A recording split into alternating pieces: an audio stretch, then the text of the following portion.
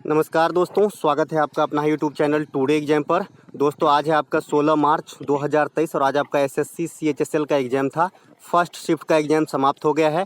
First shift के exam में GK GS के सेक्शन से जो भी प्रश्न पूछे गए सभी 100% ऑथेंटिक प्रश्नों के साथ साथ point two point extra fact लेकर आ गया हूं।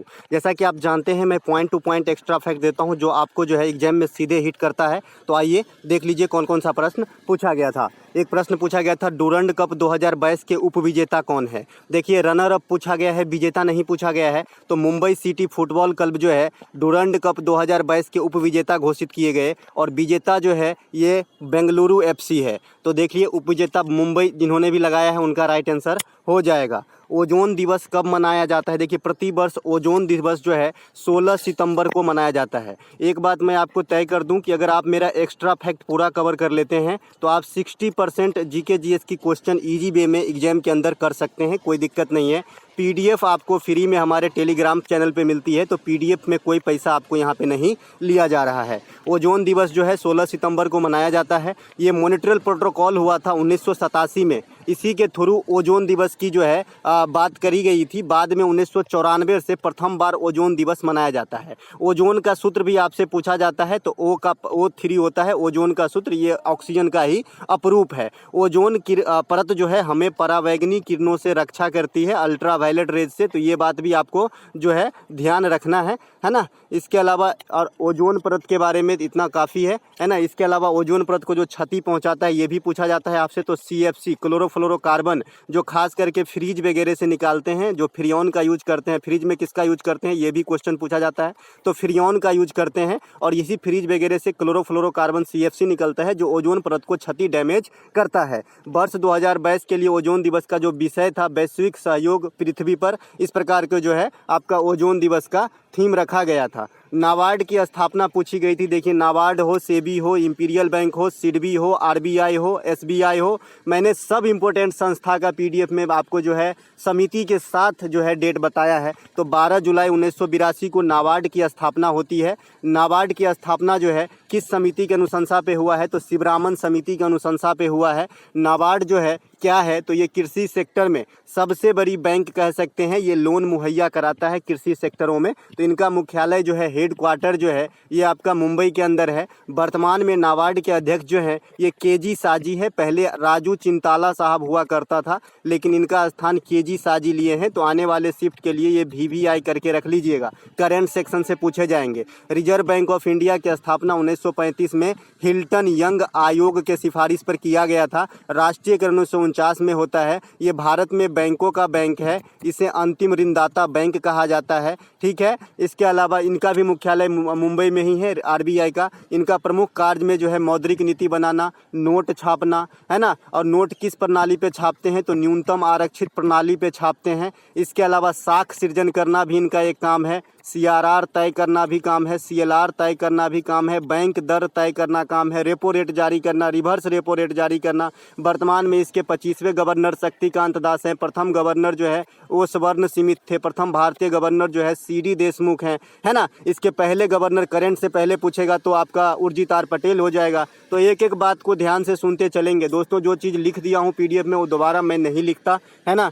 स्टेट बैंक ऑफ इंडिया की स्थापना जो है 1955 में हुआ था। स्थापना नहीं हुआ था इंपीरियल बैंक ऑफ इंडिया 1921 में जिसका निर्माण हुआ था, इसी का नाम चेंज कर दिया गया था खाली। और अब से जो है 1955 से इसे स्टेट बैंक ऑफ इंडिया कहा जाता है, जो भारत में सार्वजनिक क्षेत्र के सबसे बड़े बैंक हैं। इसका भी मुख्यालय मुंबई में है। साथ ही साथ मैं आपको बता दूं, अगर आपसे कोई पूछे कि वर्तमान समय में भारत में सार्वजनिक क्षेत्र के कितने बैंक हैं, तो खाली 12 बैंक बताना है। पहले 15 हुआ करते थे, बाद में बहुत सारे बैंकों का विलय हो गया, जैसे देना बैंक वगैरह सब का, है ना। ओरिएंटल बैंक ऑफ कॉमर्स का PNB वगैरह में हो गया। तो अब जो है 12 ही बैंक बचा है।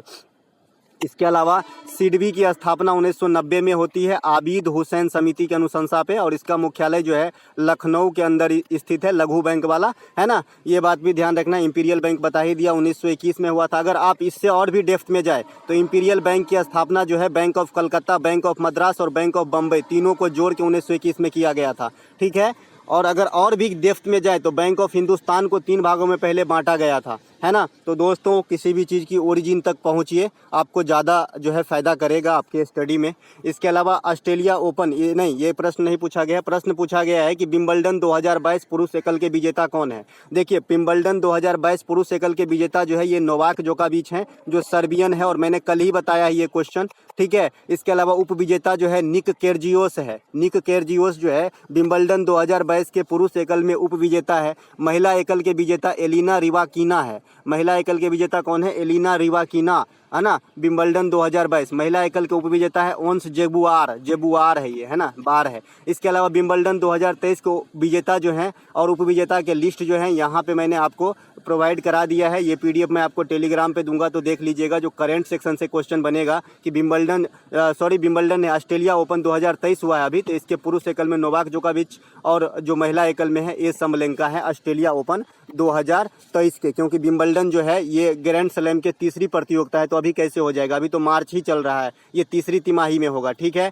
ग्रैंड स्लैम के 4 प्रतियोगिता होते हैं, Australia open, French open, Wimbledon और यूएसए ओपन, ठीक है। ऑस्ट्रेलिया ओपन और अमेरिकी ओपन जो है ये किस प्रकार के कोर्ट में खेले जाते हैं, तो ऑस्ट्रेलिया ओपन और अमेरिकी ओपन दोनों हार्ड कोर्ट में, फ्रेंच ओपन क्ले कोर्ट में यानी मिट्टी वाले कोर्ट में, और विंबलडन जो है ग्रास में खेला जाता है, ग्रास में, घास के मैदान में। इसके अलावा अमेरिका ओपन 2022 के विजेता जो है कार्लोस अल्कारेज है, और महिला में एगा स्विटेक है। ये तो 8 बार पूछा जा चुका है, 9वीं बार भी हो सकती है। अगला प्रश्न जो पूछा गया, स्वराज मेरा जन्मसिद्ध अधिकार है, मैं इसे लेकर रहूंगा, कौन नारा दिए थे। भाई काफी कॉमन सा क्वेश्चन है, तो बाल गंगाधर तिलक ने नारा दिया था। मराठा और केसरी पत्र का संपादन भी बाल गंगाधर तिलक ने ही किया था। मराठा की भाषा जो है इंग्लिश भाषा में किए थे, और केसरी जो है ये मराठी भाषा में किए थे। तो दोनों बात ध्यान आपको रखना है, ये नहीं कि भाई मराठा है तो मराठी भाषा में किए होंगे, गलत हो जाएगा, इसका भाषा ही डायरेक्ट पूछता है। इसके अलावा कहाँ पर किए थे ये पत्रिका का संपादन, तो बर्मा के मंडेला जेल में, और डेप्थ में जाए तो बर्मा के मंडेला जेल में किए थे, है ना। महाराष्ट्र में शिवाजी उत्सव और गणपति उत्सव को इन्होंने ही शुरू करवाया था। इसे भारतीय अशांति का जनक कहा जाता है, और भारतीय अशांति का जनक जो कहे थे वेलेंटाइन सिरोल ने कहे थे। ये बात भी आपसे कई बार एग्जामिनर क्वेश्चन कर लिया गया है। दोस्तों मैं अपना एक्सपीरियंस सिर्फ आपके साथ शेयर करना चाहता हूँ, है ना। मैं बहुत दिनों से इस सेक्टर से जुड़ा हुआ हूं, तो एक अंदाज़ा आ जाता है कि भाई कहाँ कहाँ से क्वेश्चन आती है। इसे भारतीय अशांति के जनक के साथ साथ लोकमान्य भी कहा जाता है ना। इन्हें जो है होम रूल के संस्थापकों में माना जाता है। अब ऐसा नहीं कि होम रूल जो आंदोलन चला था, होम रूल लीग, उसमें खाली एनी बेसेंट खाली तिलक ही थे, एनी बेसेंट भी थे। तो महिला में एनी बेसेंट और पुरुष में जो है तिलक को होम रूल आंदोलन का संस्थापक भारत के अंदर माना जाता है। तिलक अगर आपसे पूछे कि तिलक ने होम रूल आंदोलन में कहाँ से संचालन किया था, तो पुणे से, ठीक है, और मद्रास से किए थे आपका एनी बेसेंट। तो ये सभी बात को ध्यान रखते हुए चलना है। एक प्रश्न जो कल ही बताया था, किसे पृथ्वी का जुड़वा ग्रह कहा जाता है, तो शुक्र ग्रह को पृथ्वी का जुड़वा ग्रह, पृथ्वी का बहन, भोर का तारा, सांझ का तारा, सबसे चमकीला स्टार, ये सभी शुक्र ग्रह हैं। शुक्र ग्रह के पास कोई उपग्रह नहीं है। उसी प्रकार के एक ग्रह बुध है, बुध के पास भी कोई उपग्रह नहीं है। ये 2 ऐसे ग्रह हैं जिनके पास कोई भी अपना चंद्रमा या उपग्रह नहीं है। पृथ्वी के पास एकमात्र उपग्रह है जिसे चंद्रमा ही कहते हैं। इसके अलावा सबसे अधिक उपग्रह वाला ग्रह जो है फिर से बृहस्पति बन गया है। कल जो है मिस हो गया था,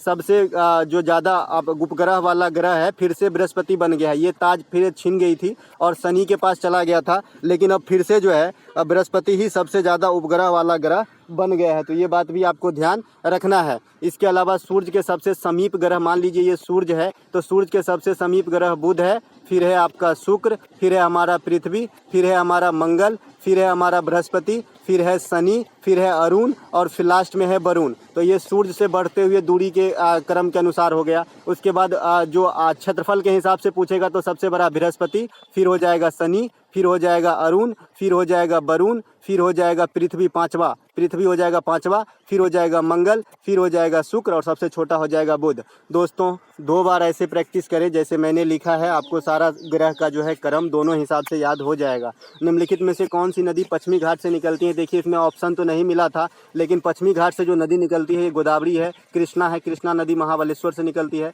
कावेरी है, तुंगभद्रा है, मालप्रभा है, घाटप्रभा है, हेमावती है। एक नदी का नाम काविनी है, ये भी आपका पश्चिमी घाट से ही निकलता है। तो ये सभी नदियों में से कोई एक ऑप्शन दिया रहेगा, आपका राइट आंसर हो जाता। केरल, तमिलनाडु, कर्नाटक, गोवा, महाराष्ट्र और गुजरात, इन सभी राष्ट्रों में जो है राज्यों में बाउंड्री बनाने का काम करता है आपका पश्चिमी घाट। पश्चिमी घाट को सह्याद्री पर्वतमाला भी कहा जाता है, तो ये बात भी ध्यान रखेंगे। साथ ही साथ पश्चिमी घाट को भारत का भौगोलिक हॉटस्पॉट माना गया है, तो ये बात भी आपको ध्यान रखना है। टोडा जनजाति का आपने नाम सुना होगा, कई बार एग्जाम में क्वेश्चन अटेंड किए होंगे। टोडा जनजाति, टोडा जनजाति आपके नीलगिरी पहाड़ी में पाई जाती है, जो पश्चिमी घाट का हिस्सा है। ठीक है, पशुपालन इनका प्रमुख पेशा है, ये बात भी ध्यान रखें। इसके अलावा गोवा के तट को कोंकण तट कहा जाता है, और सभी तटीय राज्यों में गोवा का तट की रेखा की लंबाई सबसे छोटा है। सबसे बड़ी तटरेखा वाली लंबाई वाली राज्य गुजरात है, सेकेंड स्थान आंध्र प्रदेश का है, तो ये बात भी ध्यान रखना है। केरल के तट को मालाबार तट कहा जाता है, उड़ीसा के तट को उत्कल तट कहा जाता है। उत्कल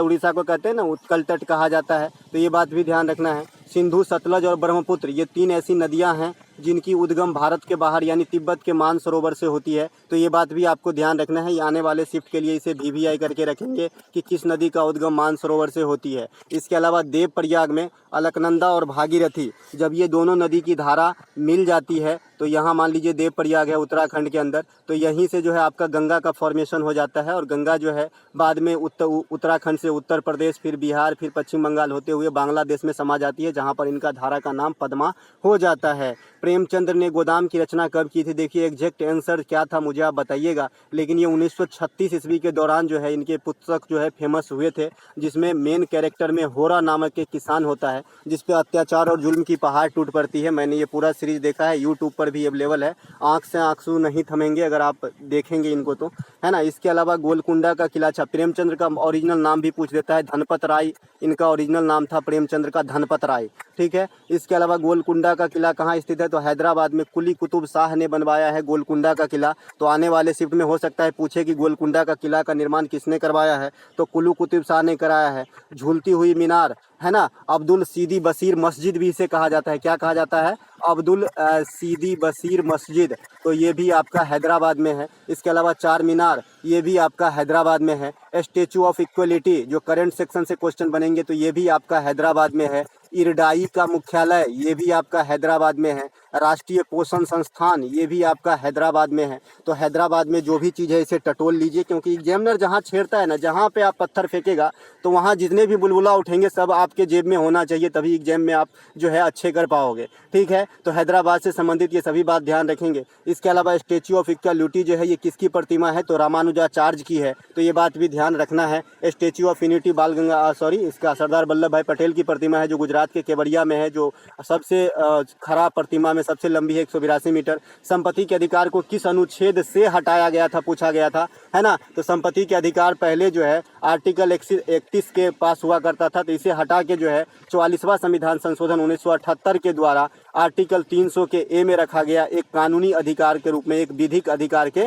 रूप में। तो ये बात भी ध्यान रखेंगे। तब से लेकर आज तक मौलिक अधिकार मात्र 6 बचे हैं। मौलिक अधिकार संविधान के भाग 3 में है। ये आर्टिकल 12 से लेकर 35 तक के बीच में है। ये यूएसए के संविधान से लिया गया है ना। जैसे 14 से लेकर 18 तक जो है समानता का अधिकार देता है। उसके बाद 19 जो है प्रेस की स्वतंत्रता देता है। 20 जो है सजा आदि के मामले में छूट। 21 जो है प्राण एवं दैहिक स्वतंत्रता का अधिकार। 23 और 24 जो है बाल श्रम पे निषेध। 25 से लेकर 28 तक है धार्मिक स्वतंत्रता।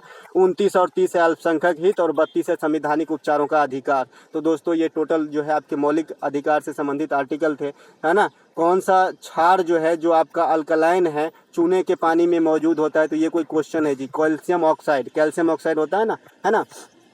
इसके अलावा दोस्तों एक क्वेश्चन आपका नृत्य के कैरेक्टर पूछा गया है, नृत्य से कैरेक्टर पूछा गया है, लेकिन नाम पता नहीं है, क्योंकि क्वेश्चन जो है ये मिल नहीं पाया। सिर्फ इतना बताया बच्चे, लिंक के कैरेक्टर पूछा गया है। कंप्यूटर के शॉर्टकट की से भी क्वेश्चन आए हैं, और ये सभी क्वेश्चन अभी मुझे इनका नाम याद नहीं आ रहा है, मेरे टेलीग्राम चैनल पे भेजे हैं, उनका बहुत बहुत धन्यवाद। मिलेंगे एक नए वीडियो में, तब तक के लिए जय हिंद। दोस्तों अच्छा लगा हो तो अपने दोस्तों में शेयर जरूर करें, और चैनल को आप सब्सक्राइब भी कर सकते हैं, लाइक तो जरूर ही करें। मिलेंगे नए वीडियो में, जय हिंद दोस्तों।